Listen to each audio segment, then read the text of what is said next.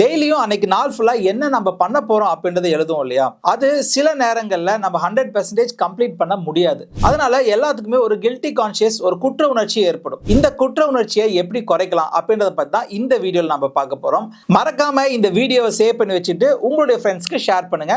நம்ம நிருநிப்ஸ் பேஜை ஃபாலோ பண்ணி சப்ஸ்கிரைப் பண்ணிக்கோங்க. இந்த குற்ற உணர்ச்சியை குறைக்கணும் அப்படின்னா ரிவர்ஸ் டு டூ லிஸ்ட் அப்படின்னு சயின்டிபிக்கலா ப்ரூவன் மெத்தட் ஒன்று இருக்கு. அதை தான் இப்ப பார்க்க போறோம். நீங்க காலையில எழுதுறீங்க இல்லையா, அதை அப்படியே வச்சுட்டு அதை நீங்க ஒர்க் அவுட் பண்ணுவீங்க. சில இது நம்ம மிஸ் பண்ணிடுவோம். சாயந்தரம் மறுபடியும் அந்த லிஸ்ட்டை எழுதுறீங்க. எப்படி எழுதுறோம் அப்படின்னா, என்னென்ன நம்ம ஒர்க் பண்ணியிருக்கோம், என்னென்ன டாஸ்க் நம்ம கம்ப்ளீட் பண்ணியிருக்கோம் அப்படின்றத எழுதுறீங்க. இப்படி எழுதுறப்ப ஃபார் எக்ஸாம்பிள் காலையில எந்திரிச்சு பெட்டை மடிச்சேன், புக்கு படித்தேன், அல்லது ஒருத்தங்களை மீட் பண்ண போனேன், ஒரு சக்ஸஸ்ஃபுல்லான டீல் முடித்தேன் அப்படின்னு சொல்லிட்டு நம்மளுடைய டாஸ்க் என்னவோ அதை நம்ம ஈவினிங் எழுதணும். இது எழுதுறப்ப நம்ம மைண்டுக்கு டோபமைன் அப்படின்றது ரிலீஸ் ஆகும். இது ரிலீஸ் ஆனதுக்கு அப்புறம் நாம இன்னைக்கு யூஸ்ஃபுல்லா தான் சில விஷயங்கள் பண்ணணும் அப்படின்றது நமக்கு தெரிய வரும். ஒரு ஆனந்தம் முதல்ல கிடைக்கும். அடுத்த நாள் இன்னும் ப்ரொடக்டிவா நம்ம பண்ணலாம்.